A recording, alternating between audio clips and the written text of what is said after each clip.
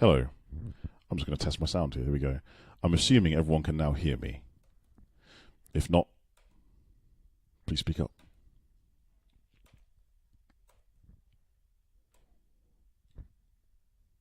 Hey, Raquel. Can you hear me now? Is there a sound? Can everyone hear me?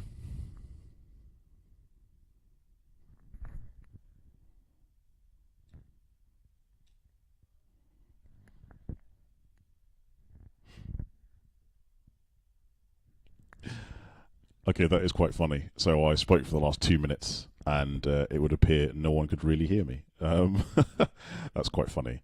Um, cool. Thank you, Raquel. So I was just saying, hi everyone. My name is Del Rodriguez. This is called Flabonga Monthrothacube, and unfortunately, due to a last-minute thing, Alex, who was scheduled to join me today, couldn't make it. I thought about cancelling. Then I thought to myself, you know what? Let's go live. Even if it's for 5 minutes, even if no one interacts, at least I tried. So first and foremost, I want to give a shout out to 2 supporters. So the first one is Darren Glanville. He works for a company called Fathom. They do fintech work in the UK, but he's genuinely a nice guy, and he is subscribed via Patreon. That's right, he's supporting with some monies, which is really nice because, you know, it means I can up the production value. So I've got a producer, Andrew, who's not here today. I could probably get a ring light going on because sometimes it's hard to see me with my complexion. And also, I'd like to give a shout out to Mark Cowison. Again, he has sent me a quick fist. Sorry, I've opened the packet, by the way. I haven't figured out an exact use for this just yet, like how I'm going to use it on the live stream. Maybe when I get my mic stand sorted, this could be a part of it somehow. But yeah. Thank you for sending me this stuff. I guess you're now a sponsor of the show. Yeah, let's go for that, sponsor. I have no authority as to whether to review this particular product. I very rarely use tools, if I'm honest. I'm one of those people that struggles to put up a shelf. Can I do it? Yes. Do I like doing it? No. Get someone else who's better at it. So yeah. Yeah. And as you can see, this is why I have people on the show with me. If it's just me by myself, it just turns into like random meanderings, musings, and randomness. And it's not that entertaining, if I'm honest. Yeah. I am going to quit while I'm behind. I'm going to say thank you for everyone who joined. But I'm going to end the live stream, and I'll reschedule another time with Alex. Stay gangster. Oh, wait, hold on. Mark's giving me an actual use for this. Sorry. Mark Howson, use it for your garden tools in your shed. Good point. If I had a shed, I would do that. The only thing I've got in my shed is a lawnmower. Oh, no, actually, I tell you, I've got an axe in there as well. I could mount my axe using the quick fist. In fact, literally, like it says on the packet, like just mount an axe. That's cool. Mark, question for you. Why is it called a quick fist, by the way? Actually, I said it was going to end, but I've changed my mind. Why is it called a quick fist?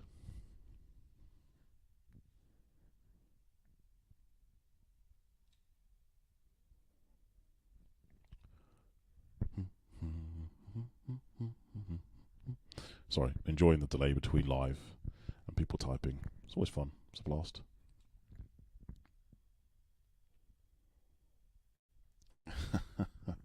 Raquel, how many cups of coffee have you had already? I've only had 1 cup of coffee. To be honest, I only usually have about 1 coffee a day, and it's not always every day, to be honest. Despite my love of coffee, I try not to drink it too much. Yeah. And as we know, it will never be tea. Horrible, horrible beverage, if you can call it that. Mark, a brush in your cleaning cupboard. Yeah, okay, no, that makes sense. I could mount it with that. And Mark's answered my question. It's called a quick fist because you can quickly grab your tools and place them away neatly. That actually answers that question. That makes sense. Raquel, Mark, is the product available in the US? So it says on the back here, I think I can answer this one, made in the USA, 2212 Dorch Avenue, Nashville, and it's got an American flag on it. So I can only assume that because it's manufactured in the USA, it's available in the USA. I could be wrong, In fact, you know what? Instead of guessing and answering, I should let the person who produces and manufactures this product answer the question.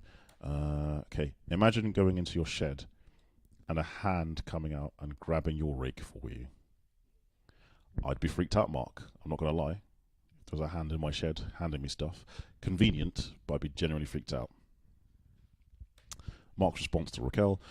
Raquel, yes, it comes from the USA. We import them from Australia. Cool. Wait, Mark, where are you based? I thought you were based in Scotland. That's a long trip. Scotland, America, Australia. Trying to think any other musings before I shut this down. Do either of you have any questions for me, apart from my coffee consumption?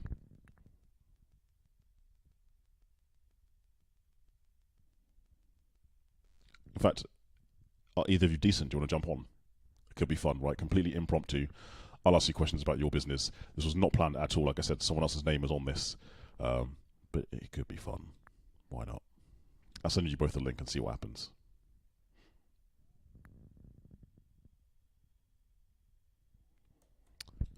Mark, we are in Aberdeen, Scotland.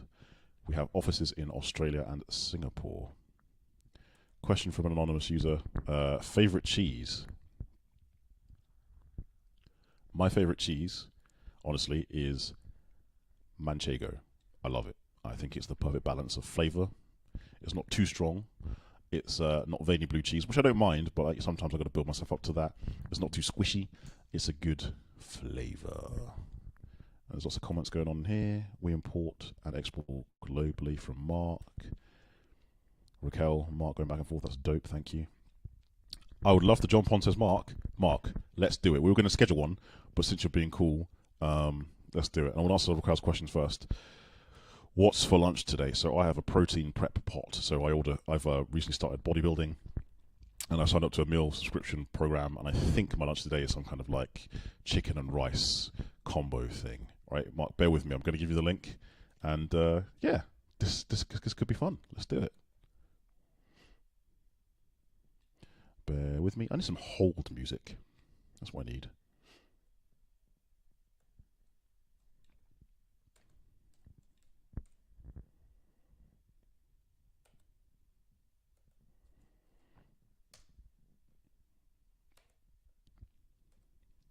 All right, Mark. The link has been sent to you in direct messages on LinkedIn.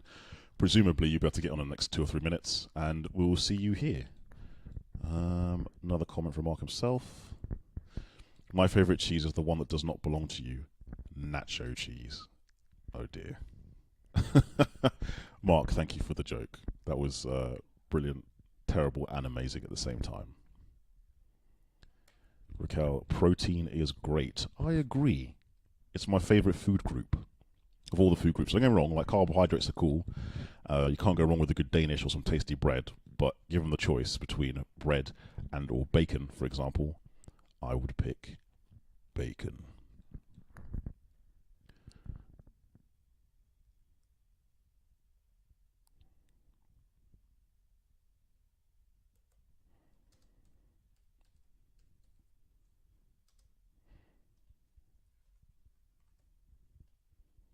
Oh wait, hold on. Sorry, just getting another message from the DMs on LinkedIn.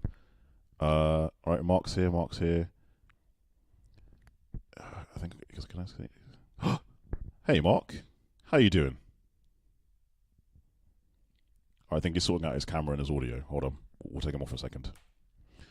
How long will your training program be? So I'm going to do it for about 12 weeks. So, in my humble opinion, and this is the kind of question that Alex may have been able to answer, I think it takes around 3 months for your body to start adapting to any change in your training, as it were. Whether that's you going from a complete couch potato to walking for 5 minutes a day, it takes a good 3 to 4 months, depending. It varies from your physicality, but any change you make yourself takes about 3 months for you to see the full improvement. So 12 weeks is generally how I do my training cycles.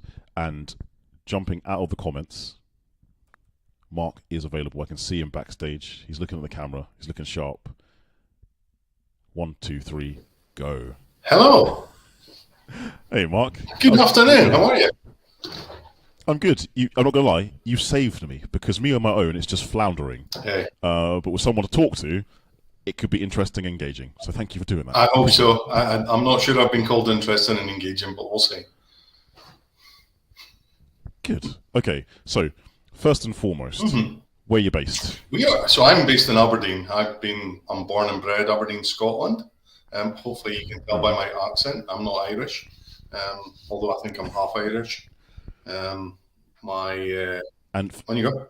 Forgive me if I'm mistaken, but Aberdeen is northeast. Is that Northeast Scotland? So you've got Glasgow at one side, Edinburgh on the east coast, Glasgow's on the west. We're about 2.5 hours up from Edinburgh. So if you're ever in the capital city, we're 2.5 hours north. So the oil capital of Europe, we used to be called. Okay. And now oil's such a horrible thing that I think they've just forgotten about us and put loads of Donald Trump builds a golf course and then moans about all the wind turbines that we've got off the east coast now. So that's us. Okay, so we're full of wind. Thank you for joining me. Used to be full of oil, we're now full of wind. No comment. No comment. No comment. Thank you for joining. One thing I like to do when I do these lives is ask people about their background. So you've got a really cool piece of artwork behind you. What is that? That's actually New York Manhattan skyline. That's what that is. But what's it made of? What's the medium? It looks like it's like etched. It's out of I can't say the name because I'm not sponsored by them, but it's out one of those letter plus a letter, maybe the second letter in the alphabet and the first letter of my name. That's where it's from. And I liked it. I loved it. I've been to New York twice now, and I've got another one of the Brooklyn Bridge. Actually, I'm not sure if I can turn around and see if I can get this. I've got another one up here. Oh, nice. Yeah. So it's a nice piece of artwork that wasn't that expensive. So it's not a David Hockney. It's not made by not drawn or made by MD Special, but it kind of suits the tone of me and suits my office space. So cool. And there seems to be like some kind of plush toy behind you to your left, I think. Yeah, that's, what is that? Who is that? That's Denver. I'm a big NFL fan, so it's a Denver Broncos beanie toy.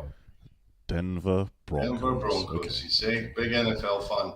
My folks stayed in the States for about 10 years, and they got me that when I came over at the time. But I'm a big NFL fan, and I've also got Mr. Potato Head. He's nice. He's a Denver player, Denver fan as well, and got my Denver NFL helmet. So big Denver fan. Awesome. And also my Star Trek chess set. I don't know if you can see that from there. I can't see that. Sorry, no. What? Can you see it now? Oh wow, that is awesome. So I'm a Trekker rather than a Trekkie. Yep. So, but also from the original series was Spock. That one. Please explain the difference between a Trekkie and a Trekker. So a Trekkie is. I would call myself a Trekkie. I call myself a Trekkie. Series. A Trekker is more Next Generation, Voyager. I don't know what if you Deep Space Nine. I don't know, but yeah, I was. I liked Kirk, but I think the Picard series was my generation, and it kind of got me in on my days working offshore. Star Trek used to be on at about 6 p.m. after, or about 7 p.m. just after tea time. So I used to watch Star Trek offshore quite a lot. That's what we did. So. Stupid question. You say working offshore. What were you working offshore doing? Yeah, so in 1990, I joined a company called Sparrows, and I was a hydraulics engineer. So I was basically I took hydraulic components from cranes, broke them down into their component parts, and refurbished them and tested them, and then I did a bit of hydraulic engineering design work. So I designed hydraulic systems for cranes, and then I went on to design hydraulic systems for drilling equipment. So things like blowout preventer cranes and skids and such like. So those fancy words that we use in this industry. Everything needs to have like a 3-letter acronym to it. So you've got a BOP and a ROV and an OIM and an FC UK and all those types. Well, you say that with the products that your company produces, I feel like you've taken some of the acronyms away and made it more. Is jovial the right So, term? Like you've made it a we're bit more actually fun. we're a major reseller. We actually only manufacture Reseller. one product, which is the Safe Hands tool. But we're probably known, if you think hand safety, you think LHR Marine. In my previous role before I joined this business, and I'm now a shareholder in the business, but before I joined the business, I worked offshore, obviously, but I managed drilling teams. So I was you've maybe heard of the price of fuel being known as the price for the Brent price of a barrel. So the Brent field, big shell field out in the North Sea. I was the good day, Mark. Good day. No problem, LinkedIn. Yeah, I'm not sure who that is, but they're right. I do need someone to talk to while I read DMs because like I can't do two things at once. Like I'm terrible, atrocious.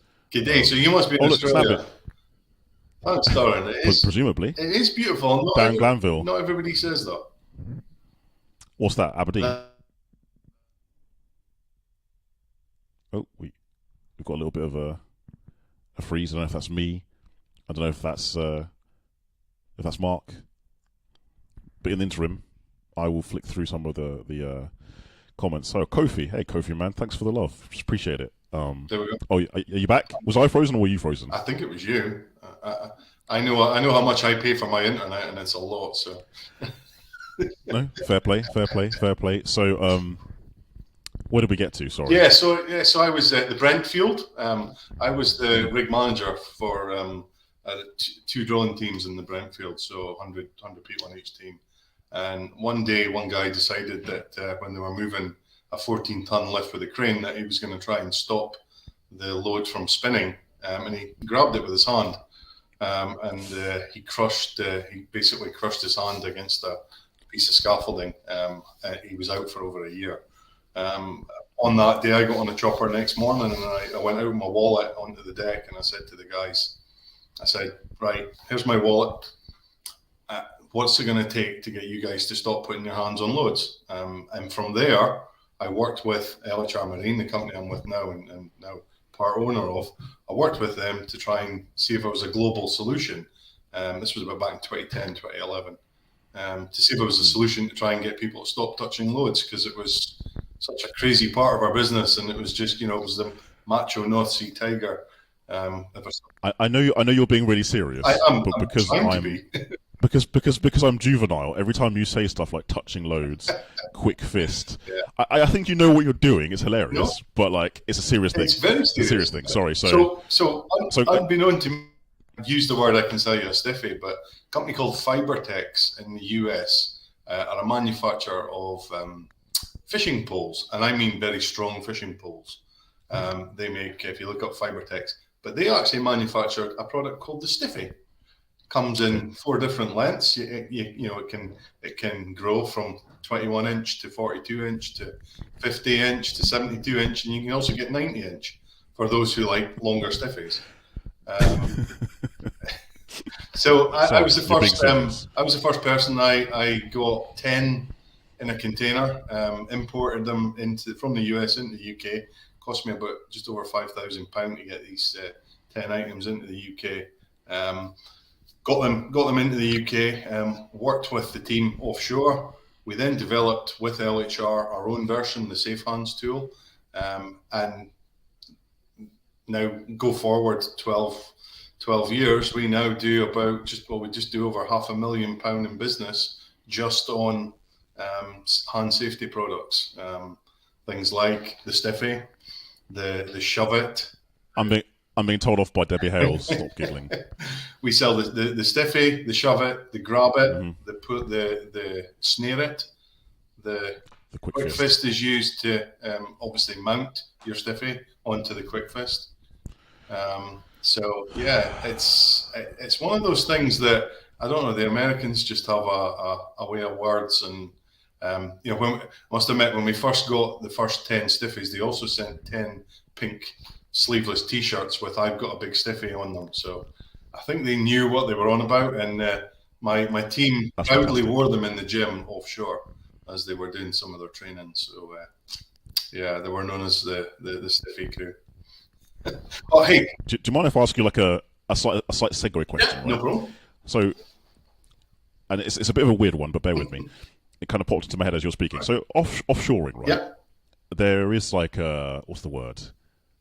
A stereotype or an association with that kind of work. It's considered quite a masculine job. yeah. Is there lots of kind of cliche masculine banter when you're offshore? Are there women in those kind of positions? And does it make a difference at all in terms of the way guys act or people act when they're on offshore? When I first went offshore, early 90s, I would say it was very, very macho, even before, my old man worked offshore. He was a driller in the 70s, and, they used to initiate them. They used to get the fire hose down in the mud pump room and fire hose them down. And, you walk up on a drill floor and you end up with, you get grease, polystyrene cups. And on top of your hard hat, you end up with 12 polystyrene cups on your hard hat. You don't know they're there, so you go around them. So it's a very macho male environment. I mean, they call it the dog house. That's the main, Okay. the dog house. There's the cow catcher. There's very the mouse hole. There's very male wordings for some of the the areas on the rig as well. But as I then worked in Norway, and in particular, Norway really embraced the diversity, and they're Yep. mostly stewardesses are female. There's quite a lot of mud engineers. Some of the engineering people are now female, so it's a real diverse offshore. I would say it's still about 80-20, 80% male, 20% female on some places, but it's an industry now, and it's sustained our small town of Aberdeen for about 50 years. So looking forward to the Okay. next bit. That's cool. Follow up Yeah, question. All right. Again, I'm thinking of questions as you're all speaking, so right. please bear with me. Um, in today's society, especially in the UK, there's often talk about lack of jobs, lack of training, apprenticeships, all that kind of stuff. What would you say to someone in their late teens, early 20s who might be looking at offshoring as a career? Is it a viable career? Is it something that's enjoyable? Pros and cons? What do they need to do to get into it? So there's something called the green hand programs. A lot of companies are embracing those now. Green hand, green hat. So starting at the very bottom, the oil industry is one of those industries where, particularly the drilling industry, you can go from being the labourer, the green hand, and within several years, you work your way through the very much a hierarchical ranking, almost like the army. So you can become a major, as a lot of people do. Some businesses, you come in from the side at senior levels if you've got engineering, having done Yep. engineering degrees and such like. So you can fast track. But somebody starting out new, it's still an industry that's doing very well. A lot of companies like AIS, Survivex, Merce Training, they do actually green hand training programs. So you can do your underwater, a helicopter underwater survival, do your survival training, your firefighting. You do that on a kind of 3.5 day course, I think it is now, 3 or 4 day. I can't remember. It was 5 days for That sounds pretty five intense. days for survival when I did it, and there was lots of waves and switch the lights off and dunk you underneath and try to Yep. thing you down with a fire hose. But it's very different now. But there are opportunities, and it's a decent paying livelihood. And if you've got the knack and you enjoy it and you work hard, then you can certainly work your way through the ranks. Very much like the army. Cool. Why is it called green hands or green hats? Green hands, Do you know why it's called just that? because you're green. The phrase "you're green, you don't know anything." But Right. also the Got it. green Got it. Got it. hat, Got it. you're given typically a green hat if you're new to an installation, so that people instantly recognise that's someone that's new. Might be able to give them a help. They might need a helping hand if they're going around looking lost. Some installations I've been on, there's 15 levels and stairs, and it's almost a half a mile square. So it can get some large installations and get lost very quickly. So that's the reason for the term green hand. Again, probably another American term for someone who's green. Yeah. Not That's alien, cool. not to do with Mars. as far as I'm aware. We'll leave that to Elon Musk. Yeah. In terms of your time being offshore or being on a rig, do you have any noteworthy and PC stories that you'd be willing to share? Any kind of funny stories, of stupidity or funny things, or funny stories? I worked with some funny people. I'm not going to lie. There was one guy. Sorry, Debbie Hale's in the comments. Send them for a long wait. There you go. Wait. Standard. Or to get the tartan-coloured paint. Sky hook. It's you go for a long stand, or a sky hook. You have to go and. Never. I remember we had a young lad going offshore, and he asked us, "What do I need to take?" And we said, "Well, you need money for the bacon rolls to buy everybody bacon rolls. You need towels." So he went offshore with 3 bags full of towels, bed linen, quilt, pillows. Of course, it's basically a hotel, and they get it all done for you. So, but that's part of the initiation. Sorry, back to your question. Right, passage. What was the question? It's kind of like, do you have any kind of any funny stories from being offshore? Yeah, that you can share that are okay to share on LinkedIn. I remember. No, it's very PC. I mean, I remember we were suiting up, and of course it's a sealed marine suit before you get on the helicopter, and you get the sachets of tomato sauce, barbecue sauce, HP sauce. Yep. You've typically got white socks on. So what some guy decided he would do, he really had a hard time off this particular supervisor. So he decided that in the bottom of his suit, in the legs of his suit, and the feet of his suit, he was going to put these small sachets of tomato sauce and ketchup and HP sauce and such like. So of course, as you're pulling your suit on and you're thrusting your feet in and then you're putting your shoes on, the sachets would open. So when you get to Aberdeen, having come off the rig, and you take your suit off, your white socks are now a colour red, brown, etc. So that's some of the stories I've got. I remember a guy, Peter McCaffrey or something like that. I can't remember his name. But we were sitting, suiting up, and he had his head down and he was putting on his shoes, and I just happened to say to him, I says, "Oh, Peter," I says, that's a nice pair of shoes. I says, "How much were they?" And he says, £12 each. He was from the Benbecula. And he says, £12 each, he says. I said, "What, £24 for a pair?" "No, £12 each," he says.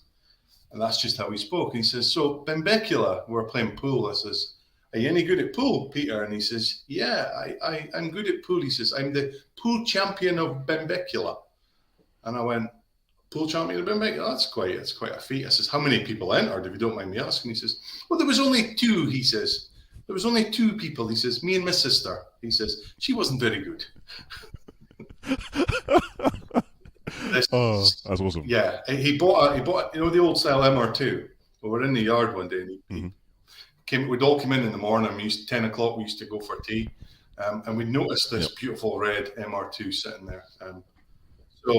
Somebody said, "That's Peter's new car." I said, "Okay." So somebody asked him, "Oh, Peter, has it got leather seats? Your new car, it's lovely. Has it got leather seats?" He says, "Do you know what, Mark?" He says, "I don't know." He says, it was dark when I bought it. Having driven it in the morning. You should be able to feel, if it's... He didn't know it had leather seats. "I don't know, Mark." He says, "It was dark when I bought it."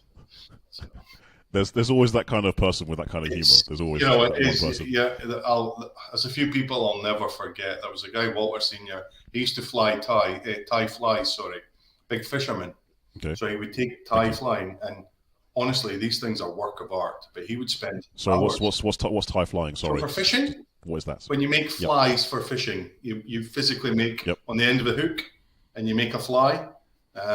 So this guy, Walter Senior, that's what he would do. He would spend 4 hours making one fly, but it was a work of art. This thing, it had about 16 different colors, and it looked like a massive fly. I guess when he goes home, he goes fishing, he's gonna get good catches when he goes home. But I've had a good life out of it. It's certainly well paying, and the more senior roles you get into, it's pretty damn good as well. So it's done me no bad, done me no harm.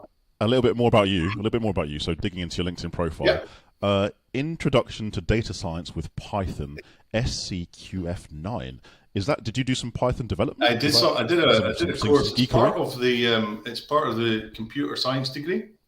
But I'm a data freak. I love to analyze data, figures, and I had the opportunity to do a 3-month. It was just a 3-month course, but it was part of the degree course for data for computer science, I should say.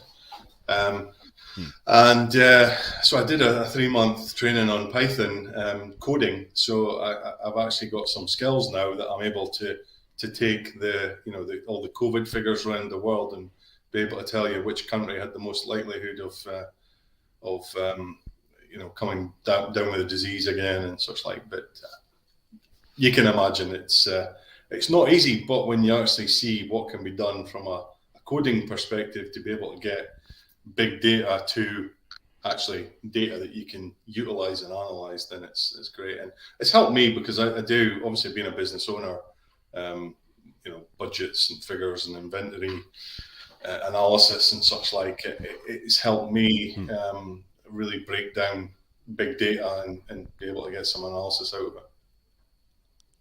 2 things. I'm going to give Darren another shout out. He's referencing Darren Granville. There's a funny episode of Big Bang Theory with that chessboard. I believe so. That's correct. I've not seen any episodes of that, but I believe there is one. Yeah. And I'm going to ask you a loaded question. Oh, okay. You mentioned being a business. No, you mentioned being a business owner, and you mentioned having development skills, web development skills. In terms of your finance function, so your bookkeeping, your accounts, are there particular softwares or methodologies that you use when you're looking at your business? So we used to use a single ERP system called Mammut, which was a Norwegian system. It had finance function and inventory and sales and CRM all built in. They were bought over a few years ago, and the actual software was no longer licensed when I joined the business 2 years ago. So it was my job with the other owner who's in Australia to look at new systems. So we use an inventory system called Deer Inventory. One of the reasons. Yes, I know of Deer. You're aware of Deer? So it's now called Sin7. I believe they bought over Deer Inventory recently. So we utilize that, and it's absolutely fantastic for doing. We're a reseller, so we get. I don't employ a salesman. We get email traffic. We probably do 30 to 40 quotes a day, just in email business, and obviously repeat business. So we need to quickly understand what our inventory stock levels, etc. But we also, and all that's in the cloud. So we no longer have any servers. We used to have a server, which used to cost us a lot of money to look after. So everything's in the cloud. Yep. We also use Xero for our accounting function. So Xero links and streams seamlessly with Deer, so that myself and my finance manager, we can discuss the kind of financial, strategic elements and budget elements within there, because it's linking directly back through to Deer. What Deer is also going to hopefully do for us is, as a software, is obviously link seamlessly in e-commerce, which is where we want to kind of go next. So that was one of the reasons for choosing Deer, because of the links into e-commerce, and then the ability to then do that. It's just, for me, it's been 18 months, pretty whirlwind. I've turned around all the staff here in Aberdeen, just weren't quite cutting it, and it's, I've changed systems, and we've went from having maybe £250,000 of stock to just over £1 million in stock, just reacting to data. Having systems that told us, you're selling X amount of these, you need to be keeping more of these, you need to be importing, and for us, it's about keeping import, shipping costs down, et cetera. And then if we're going to grow as a business and export, we need to look at how we're going to manage components, inventory, and where we're going to put stuff. So, yep. That answer your question? Just to say, this has not been sponsored or endorsed by Xero or Deer. This is just asking Mark about his business. And it's really helpful. I hope other people watching this, if they're in manufacturing or if they're in inventory distribution, then maybe this will help them. Yeah, and I think I'm going to be honest. We spent almost a year as a business looking at the options. So, if anybody wants to have a private chat and conversation with myself as to why we ended up choosing, and I can take you through some of the systems I've got, quite happily do that with any of the audience members, because for me there was a lot of pain, but having used the system now for nearly, since April last year, start of the financial year last year, it's been night and day. And as I say, we're saving £350 a month just on IT costs because we're in the cloud. Love it. Love it. Because that's my bread and butter, and I'm intrigued. When you say there were pain points, what pain points were there when it came to transitioning, and how did you overcome those? So the pain points is that we'd obviously had a system that had been operating for 14 years. We as a business, for some reason, decided that we only had one location for stock, which was the warehouse. So we had no shelves, we had no bins, we had no that. So what we had to do was obviously do a stock take, but also do a complete build, effectively, of a warehouse inventory system. And it was really great because it allowed us to start from zero, not zero, but start from ground zero, to be able to get a system to work the way that we wanted it to work.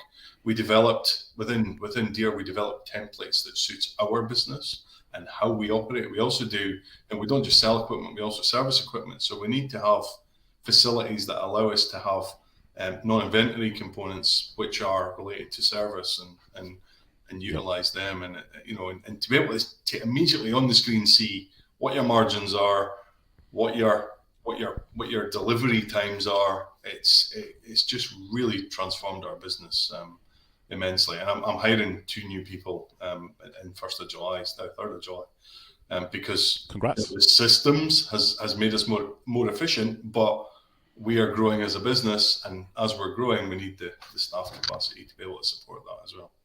I also need Thanks. You're making me sound really good, by the way. Like, you're bragging on my behalf. That's systems advisory manager. It's my thing. So thanks. Yeah, it's the previous management team. Thank you, Raquel. My previous. So for those who can't read it, Raquel says Mark is an excellent storyteller, and just one other thing she said.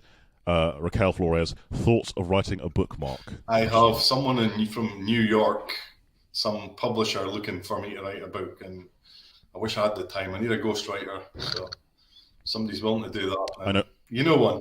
I know 2 ghostwriters. I know 2, 3 even. So Odessa. Yeah, I can put you in touch. Yeah, no, she's one of them.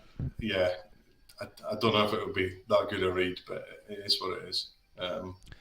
I'd read it. I've only spoken to you for the last 30 minutes, and I think it would be an interesting read. So do it. Sounds enjoyable. Everyone else's life is probably more exciting than your own thoughts. So there you go. True. I see the value in spending time just breaking stuff down. I've done it whatever role I've been in, and I put myself 150. When I first came here, even as CEO, I spent hours in the warehouse just getting to know the products, helping the warehouse team, pick and move and transfer products. And it was just so that I could get my head around what it is we are selling as a business, what else we can add to that range, who then, from a commercial side, having been involved in multi-million-dollar contracts, I'm able to then engage with the suppliers, get better deals, work out, help improve the margins in the business. And that's why I came here. And I'm a lot happier than I was managing 1,200 offshore workers, let's just say. I can imagine. I can imagine. Okay, silly question. Of all the products that you stock, supply, and distribute, which one is your favourite and why? I mean, I'll always hark back to the Stiffy. I think if someone in the industry mentioned, thank you. If somebody mentioned, you put it out there, Mark. I'd totally buy your book from Raquel Flores. Like thank you. Sorry, you were saying your favourite product. No, if somebody, the Stiffy, you can imagine when I first got that email back from the team at LHR saying, I've got the FiberTech Stiffy, and it comes in 3 different sizes, and I was like, are you taking the piss? Are you taking the mickey? It was just, and I think if people who know me through LinkedIn, the Big Breakfast Burrito, I did a show and tell of some of my products, and I let people actually see what a Stiffy was, and Do you want me to go and grab one just now? Do you want to see a small stiffy and a big stiffy? Would that be? I would love to see a small stiffy and a big stiffy. I'll try and hold down the Give me fort 2 seconds. while Go you. back through the comments and. That's cool. That's cool. Yeah. Okay, awesome. Thank you everyone for joining, by the way. This has worked out way better than I thought it would. First of all, again, Alex Bowden from Phoenix Health and Fitness does send us apologies. Things get in the way. I decided to go live for 5 minutes to see if anyone want to join me or if anyone just ask me questions. And yeah, Mark jumped on. I mean, he was scheduled to be on like in several months' time, but he's managed to jump the queue just by being around. So this has worked out very, very well. Thank you everyone who's been engaging. So we've got Debbie, we've got Darren, Raquel, we've got Giles from Australia. Yep. I don't know why Dale can't see my name. I think it's to do with the privacy settings on your profile, dude. Sorry. But yes, Giles, I remember you were on, you commented a lot on Debbie's live stream, because Debbie and I spoke about asbestos, which was amazing. Again, this is why I love doing the show, right? I know nothing about Mark's industry. I know nothing about Debbie's industry. I asked dumb questions. Sometimes they're good questions, but sometimes dumb questions, and learn stuff. Honestly, I genuinely enjoy asking these questions, and I genuinely hope other people get insights and knowledge from this, and a bit of personality. Like, Mark is great at explaining what he does without being dry. LinkedIn can't be a place for being dry anymore. You've got to have a little bit of something about you to explain what you do, but you also got to know your stuff. You can't just be like, you know, I said this before a million times, you can't just be spamming pictures of your dog, your food, your dinner. You've got to actually know what you're talking about to make LinkedIn work for you nowadays. And I say that as someone who's not an expert on LinkedIn, just a guy with a big mouth. I'm going to unmute Mark now because he's brought me some stiffies. Or brought us, sorry, some stiffies. So I'm going to show you my stiffy. Is that okay? Hold on, let me just make sure you're front and center on the screen. There Boom, go for it. So this is my stiffy. So this is, just so you can see, it's actually written on the tool. So you can get it in the light. Get the light. Yep. Stiffy. Do you know what's really dumb? When you say, "Can I see if I can get the light?" Do you know what I did? I leaned in as if me moving is going to make a difference to the visual. like an idiot that I am. I think you can maybe see it actually says stiffy on it, but that's a 21 inch, almost 2 feet stiffy. It has a handle on it. It has a guard to protect the hand, as you can see. It has a rubber insert. So the rubber insert inside your stiffy. If you ever put rubber on a stiffy, it's quite hard. So we'd spend quite a bit of time getting the right type of adhesive to make sure. Come on, Mark, you know what you're doing. You know exactly what I'm doing. Make sure the rubber would actually stay on the stiffy. Excuse me. And then, so you've got the V-shapes for containers. Maybe see if I can, not that one, this one. So kind of, you imagine that's a big 8 or 10 foot container, and someone's able to guide a load very, very safely. It's got another just a kind of wee hole in the stiffy where you can, if you've got tag lines hanging from a load, you can safely, instead of walking under the load to grab the tag line, you can utilize the stiffy to go in, grab your tag line, and obviously safely bring that out to yourself. So that's the stiffy. That's from a company called Fibertex, a company called the Hand Safety Tool Company. So I'm getting told off by Debbie again. She says, "Stop it, Dale, such a child." I think you're telling me off, Debbie, because you're equally a child. That's what I think was happening. This is the Shove It. Right. So this is the 21 inch version of the Shove It. So I've shown you the stiffy. That's the Shove It, made by a different company. Can you hold them up together, like side by side? Very similar. Is that possible? Which one's longer? It's never a competition in size, deal. Come on. Well, I was going to say that's the first time I've seen a black one that's shorter than a different coloured one. That's all I'm saying. One's 21 inch and one's 24 inch. But the good thing about the stiffy is it's reinforced with Kevlar tape. So you've heard of Kevlar being used in bulletproof vests, etc. So that's actually Kevlar tape that reinforces your head on the stiffy. So you've got the stiffy. That's a bigger stiffy. That's the 50 inch version. And you can go up to 90 inch. And typically used on marine vessels for handling riser or handling, the umbilicals, your your phone line that gets laid in, or your power cables that get laid in the bottom of the sea. That's what the guys utilize these for. Instead of using their hands, getting their hands trapped, they use a stiffy or a shove it. So that's it. It's so simple, but it makes perfect sense. Like, and you know, it's amazing. It's saving people's careers, lives. It's so simple, but it makes it is. The good thing about the shove it comes not only with rubber on the end of the stiffy. You can get plastic on the end of your stiffy, but you can also get aluminium. So if you imagine for heat treatment plants, you know, steel plants where you're dealing with hot metal, if you've got an aluminium at the top of your stiffy, then you know you can maneuver the product safely.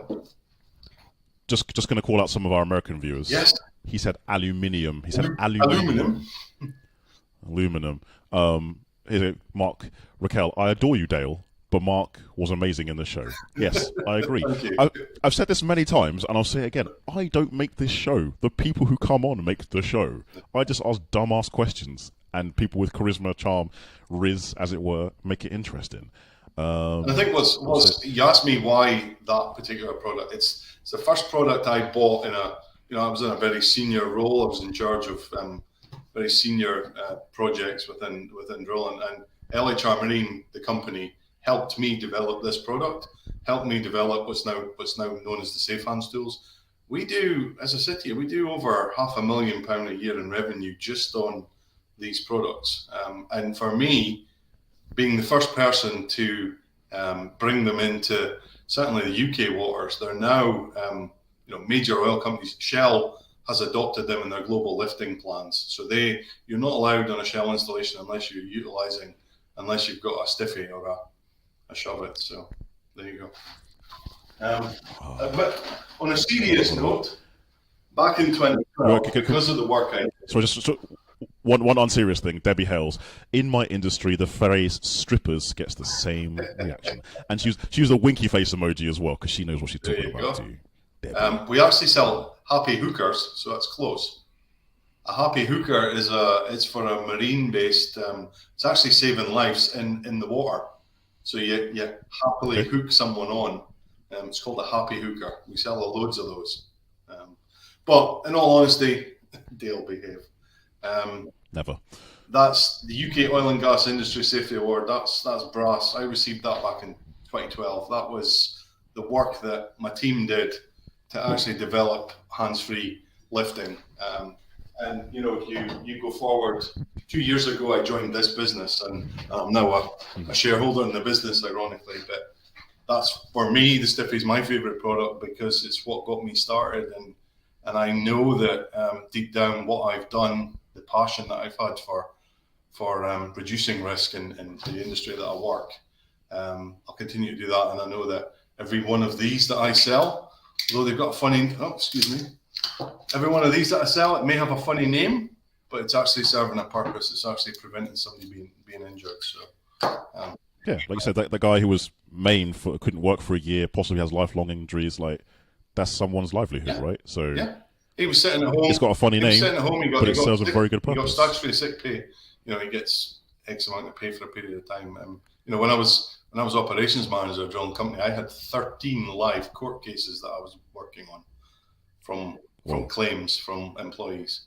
So, you know, as a business owner or a senior manager in a business, that's the kind of the dark side of what people don't see, is that there's a reason that people pay £400-500 for these rather than paying £20,000 for a lawyer to keep stuff out. Again, the question is, how much is someone's health, well-being, or arm worth? Well, that's the answer to that technically.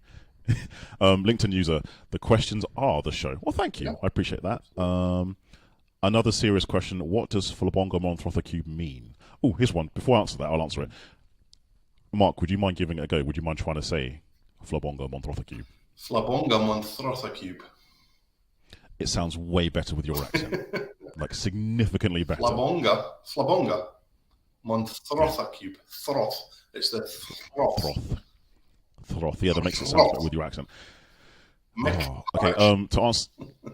To answer that question, my good friend Nick Smethers, he's from Manchester. He and I did these live streams like a year and a half, 2 years ago, just for fun. And as they started gaining traction, I was like, I'm going to brand this bad boy. And I went, Nick, what shall I call them? And he went off the top of his head, Flabonga Monthrothacube. And I was like, what does it mean? He went, I don't know, I just made it up. And I was like, banging, let's do it. So it means absolutely nothing.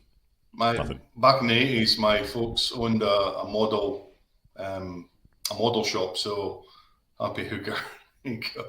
A model shop, so model cars, planes, helicopters. So they owned a model shop in Aberdeen and didn't have a name, couldn't come up with a name for it. And I was reading the advertisements in the local paper, for cars, and there was a GTI 16 valve Volkswagen, and I said, there you go, GTI models.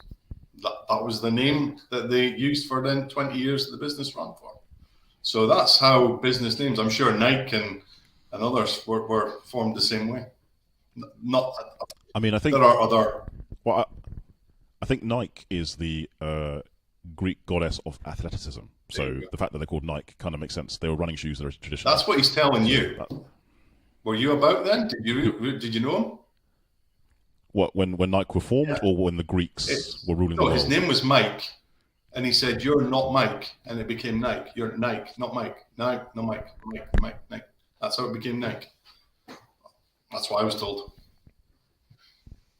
Sorry to burst that bubble, but that's what it is.